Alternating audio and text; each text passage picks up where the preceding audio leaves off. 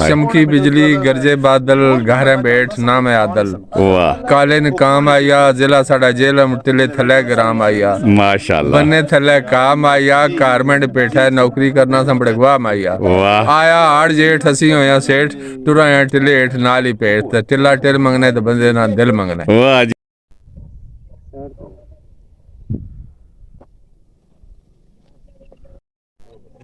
जी असां पेट ग्रां पहुंची आए हैं यानी कि टिल्ला जोगियां ने दामन च बिल्कुल असां पहुंची आए हैं ते असां तुसें कोई इलाका दसना वा कुछ जलम तू लोग आए वे लेकिन वो आने कि इत्थे तक इत्थू असां वापस जासां ते होई नहीं सकना कि जी असां तुसें कि कदीमी मस्जिद पुरानी मस्जिद पत्थर दी मस्जिद इन्हां दसी है और बड़ी खूबसूरत मस्जिद है माशाल्लाह। और इस तो अलावा आदल साहब की असां आख्या एक पानी दी बोतल आनो ते उन्होंने बोतल आंदी है ते ए नाल पिछे एक और पत्थर ना बनता कदीमी घर। जी पेठ ग्रां विच असां पहुंचे हैं दारा असां तुसें दस्या आदल साहब टिल्ला जाना है असां जी टिल्ले जाओ तुसी अल्लाह ताला तुहानू सेहत दिया ते हिफ्ज़ो अमान विच लेके जाए ते टिल्ला टिल मंगना है ते बंदे ना दिल मंगना है। हाय हाय चमकी बिजली गरजे बादल गहरे बैठ नाम है आदल। वाह काले ने काम आया जिला साडा जेलम टिले थले ग्राम आया। माशाल्लाह बन्ने थले काम आया कारमेंट पेठा नौकरी करना संभड़े वाह माया। वाह आया आड़ जेठ हसी होया सेठ टुरा टिले हेठ नाल ही पेट टिल्ला टिल मंगने तो बंदे ना दिल मंगना। वाह जी वाह। अच्छा हुण दसो टाइम कितना लग सी पैदल? तकरीबन 1.5 घंटा तुहानू लग जासी।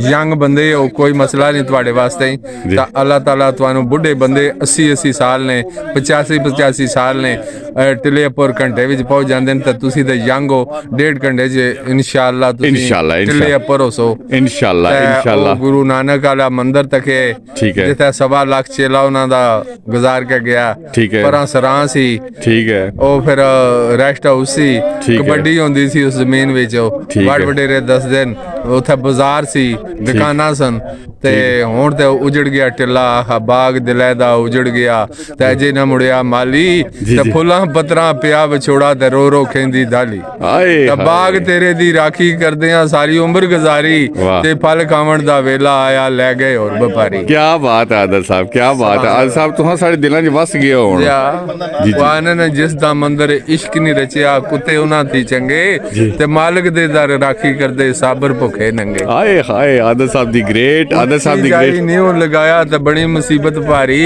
ते 11 बाजमा मंद बख्शा कौन करे गम खारी। वाह जी वाह। गम बहुते गम खार ना कोई गिण गिण दसा कानू जिदे पिछे जन्म गमाया मुख नहीं दसदा सन। वाह जी वाह आदल साहब हुण तुहां ये सारी टिल्ले ने गप्पां सुनाई खड़ियां जी हुण ये बहु के पेठा ग्रां ने कोई गल्लां को चार सुनाई छोड़ो। पेठा ग्रां ने इत्थे सन लाकेदार राजा महमद खान बहुत बड़े गखड़ राजे हो गुजरे नो उस तो बाद लेफ्टिनेंट नादर साहब सन ठीक है राजा मुजफ्फर साहब सन जिन्हें मस्जिद तैयार की सी ठीक है उस तो बाद SP नासिर साहब